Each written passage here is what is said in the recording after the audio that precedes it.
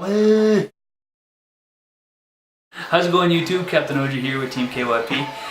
Today I'm bringing you my remade post Extreme Force Evilswarm deck profile. There we go, I got it. So as most people know by now, they ended up coming out with the Steelswarm Origin, which is more or less an Evilswarm card because you need 2 Evilswarm monsters to make it. And it's another way of really floodgating your opponent, and especially with something like the Pendulum Magicians, you severely reduce the amount of recovery that they can do because they have to pendulum summon into the zones that it points to. But anyways, I tried to add a few more hand traps. I made the, after looking over the deck profile that we did last, I realized that the Link monsters I put in there just didn't make too much sense. So now I made it a bit more offensive. I made the Link possibilities a little bit more possible, so we'll go with that. And anyways, it's still a very floodgatey, very, I guess you call it a helmet-based deck, because more it's now protect the castle more than ever it was. But now you have a little bit more options to go into, and if you have to, you can push for game at the very end. So anyways, we'll get to the deck profile and we'll see what we can do. Alright, so like usual, we'll go with the main, the side, then the, extra, then the side. Take these out of here. Alright, so like every good Evilswarm deck, you need your 3 Heliotrope. Heliotrope, you can either bring them out with your normal summon, but normally you don't want to. You can use more basically Unexpected Die as well as the Rescue Rabbits, because Rescue Rabbits are 3 now. Your I guess your main playmaker is Evilswarm caster. When you normal summon, he allows you to do another normal summon, so it makes it really easy in order to do your Link or your special XYZ. I like to play 2 casters. Casters I find are they're good, but I find they're a little bit bricky more than anything else. But they're still an essential part of the extra of the main deck because it allows you to get one of your resources back as well as an additional normal summon. So that's normally helpful. The boss monster of the deck, Rescue Rabbit, helps you get out your level 4s and either go into Ophion or into your Steelswarm. It's so funny, they're like evil looking bastards and you get Rescue Rabbit. Yeah, then you got Rescue Rabbit.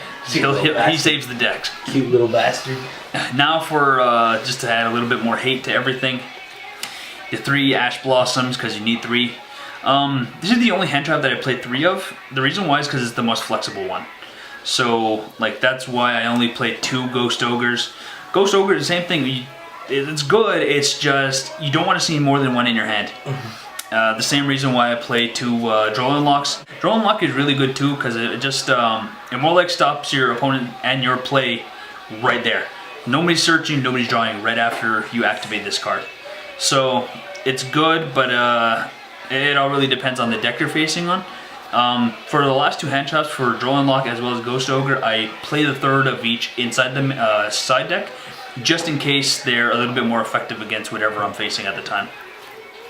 The obligatory one, Blackwing Gofu, because it helps with links and opening up extra deck space. The 1 Maxi. Yeah. Now for the spells. Alright, so anyways, next 3 Allures. All your main monsters are darks, so it helps with the draw power. Your real good playmaker, 3 Scapegoats. Scapegoats, normally you want to play it at the end of your opponent's turn so that you can use the tokens to be linked. Next one is your main monster's protection. This will even work on the Link monster because it says Evilswarm monsters are protected against spell and trap effects. So that really is really helpful. Now for just basic Pendulum and True Draco Hate, because they're really good decks against this.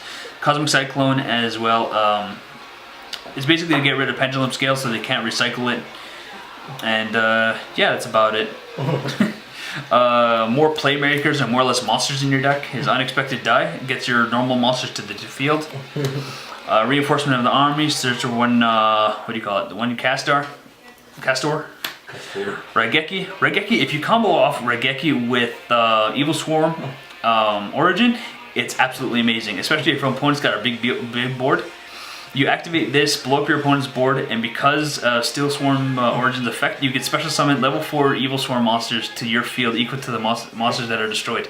Shit. So this is a game ender if you pull this and Steelswarm Origin off.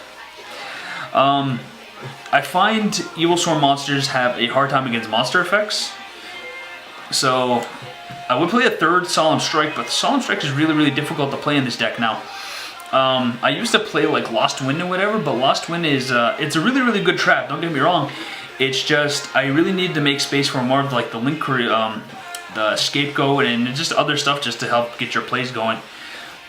The one Solemn Warning, especially for something like Masterpiece or the rest of the True Draco guys, it's a really big pain in the butt. And now for more Pendulum Hate, Evenly Matched, because Evenly Matched is practically a god card against them. Activate this and then like all the resources are gone. That's it. It's game. Now for the side. Sorry, not the side, the extra. I play 6 goat tokens. 1, 2, 3, 4, 5, 6. You know, those are a core part of the deck now. Them goats. Yeah, the more or less boss monster of the deck is Evilswarm Ophion. No special summoning level 5 or higher monsters. Evilswarm Bahamut, steal your opponent's monsters. Beat over your opponent's monsters. Steal your opponent's monsters, beat them with them. Bounce a face-up card on the field. I really don't like BAs, and BAs are really, really good against this deck, so Abyss Dweller is really good against them. If you have nothing really else to go to, especially something like dinosaurs, we have a dinosaur player at our locals, and I really don't like it. So this guy's really, really good against their stuff. Now for the Link monsters. 2 Link Karibos, because, you know, they're legal now. 1 Proxy. The new boss monster of the deck, Steelswarm, Steelswarm Origin. Basically what it does is, if your opponent or you try to special summon in the main monster zone, they have to go a special summon to a zone that this guy points to. So even if your opponent puts a Link monster up, they can't special summon in the arrows unless, or no, they can't at all. They can't special summon after their arrows because this guy stops them. So this guy's a pretty good floodgate. If you mix him in with Evilswarm Ophion, then your opponent can't bring out anything like a really big monster from the main or extra deck with it. The 1 Link Karibo, and I guess the 2 other boss monsters now in the deck. It's Link Spider, yeah? Oh, sorry, no, Link Spider. There you go. And the other 2 boss monsters are Topologic Bomber Dragon and Barrel Load. Both of them are more like game ender cards because, you know, they're just really, really good cards. No, Barrel Load takes your opponent's monsters and helps clear the board. Yeah, and then blows it all up. Yeah, and either Topologic either blows up the rest of the board, or he burns your opponent to death. So either way, they're more or less boss monsters in their own right, but they're for like really specific situations. I was gonna try to put in the what do you call it? Skull Dread, I think that's what his name is now, but he doesn't really do too much for the deck afterwards. But he does like boost your like monsters that he points to by 300, but it's okay. I just find these ones have a bit more utility in the deck right now. So there's that. Now for the side, it's very similar to a lot of my other deck profiles.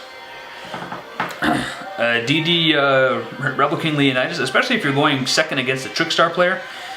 That really helps out because as soon as you draw, you burn, you special summon him to the field, so it doesn't really interfere with your Link or your what do you call it? Plays. Your normal plays, because he's already on board when you make him.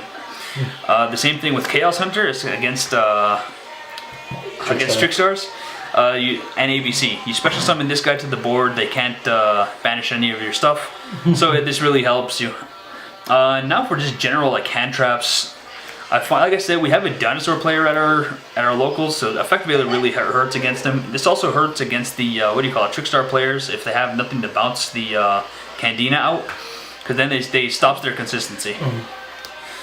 The 3rd Ogre and the 3rd Dronelock, the 3rd Cosmic Cyclone, because pendulums, and and then if you're playing against True Dracos, you got the Kaiju Engine.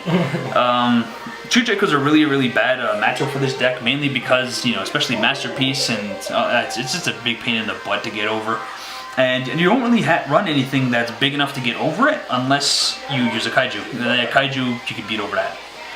So anyways, that's the deck. I hope you liked it. Like, comment, subscribe, all that good stuff, and we'll see you next time. See you later.